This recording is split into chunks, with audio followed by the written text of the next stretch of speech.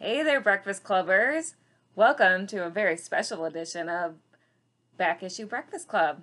I'm your host, Kelly Guentner, and this podcast is part of the Back of the Cereal Box Podcast Network.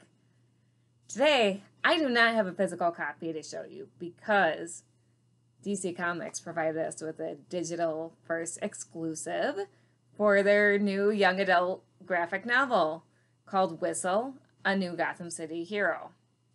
So, I'm really excited to share this book with you. It is coming out September 7th, so that should be either the day this review drops or the day right before this review drops. So, are you ready to learn about Gotham's newest teen hero?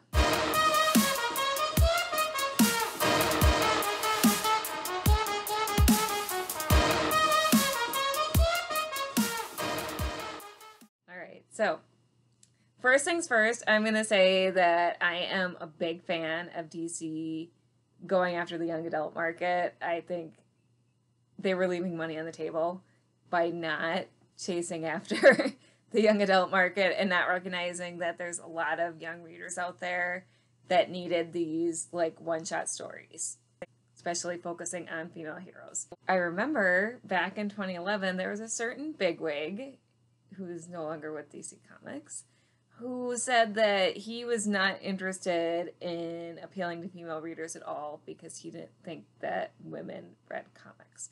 So it is really nice, not that only girls can read about female characters, but it's really nice to see DC leaning into their female hero line and even creating new female heroes, and just to see that they've recognized that, yes, girls read comics too. So, let's talk about this comic. This was a really great introduction to this hero. First of all, if you're a dog lover, this book is for you. Because this story is not only about Willow Zimmerman, who is our new hero, but it's about her dog. So it's about a girl and her dog, and spoiler alert, they're a crime-fighting duo. But I will say it takes about half the story to get to that point. And when we first meet Willow, she is pretty much your typical teenager, except that she is a social activist, and she cares very deeply about her Gotham City neighborhood, Downriver, it's a neighborhood that's down on its luck, which is a pretty typical story for a lot of neighborhoods in big cities, especially in Gotham with all the corruption. And she is just marching and protesting to try to get City Hall to invest money in her neighborhood and in the schools in her neighborhood, and to try to get people to care as deeply about her neighborhood as she does, which is a really cool thing to see in a young character. And then the more we learn about Willow, we learn that her mom has cancer, and just kind of learn that her mom's really struggling. And so Willow takes on a job that doesn't pay very well to try to help with the bills. And eventually, we learn that Willow's mom had a falling out with a college friend who tries to come back into their lives. And this college friend offers Willow an opportunity to make some really easy money, which most of you alarm bells are going off. And they're really going to go off when I tell you that this college friend's name is Edward Nygma, a.k.a. the Riddler. And Edward Nygma pals around with some other recognizable names, including Pamela Isley, a.k.a. Poison Ivy. Which, of course, Willow doesn't know about their alter egos, but what she does know pretty quickly is that the job she's doing is not quite legal. And so this story really explores how even bad people, even hardened criminals, can have kind, good sides, because both Pamela and Edward show Willow and her mom kindness, and they show their softer side. And it shows how even a good kid can kind of fall in with the wrong crowd and start making bad choices and start to lose herself, which, yes, is a parallel for the real world.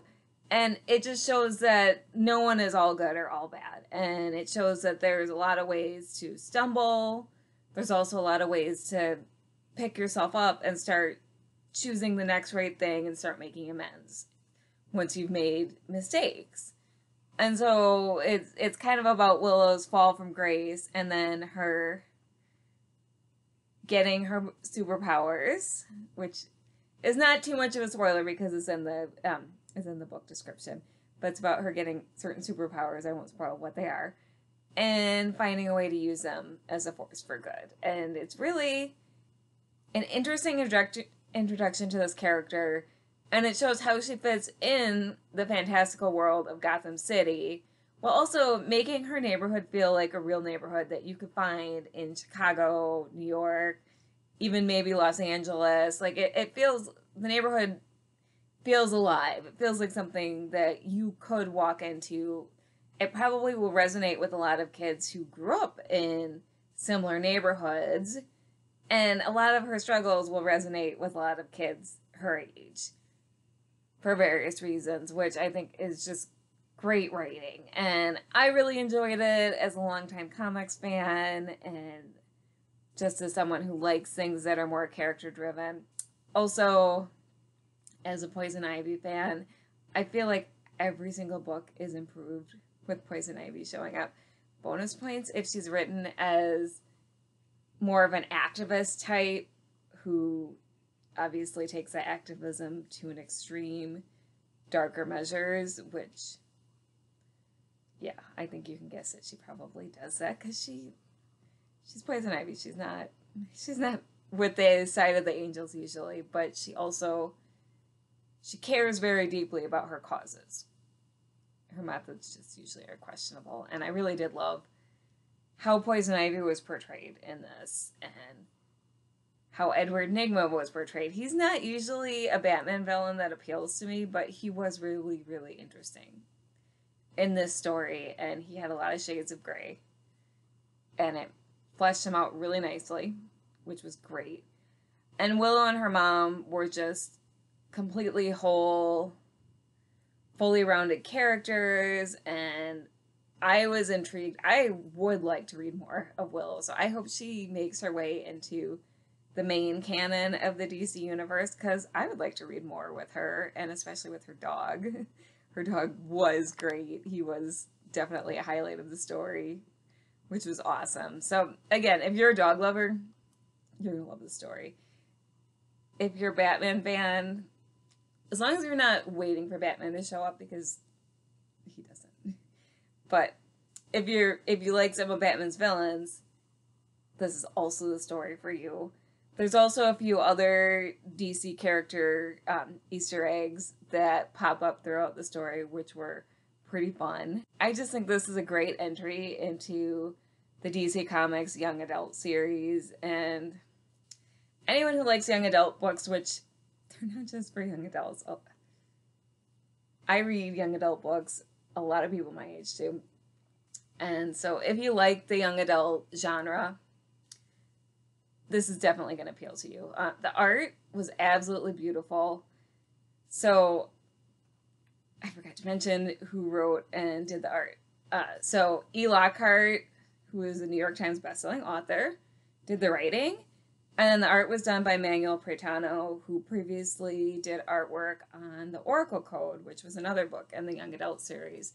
And his art has this kind of soft, real, it's very colorful, but more in a soft, not quite pastel way, but definitely slightly more muted, but really pretty way. The character faces just very, very expressive.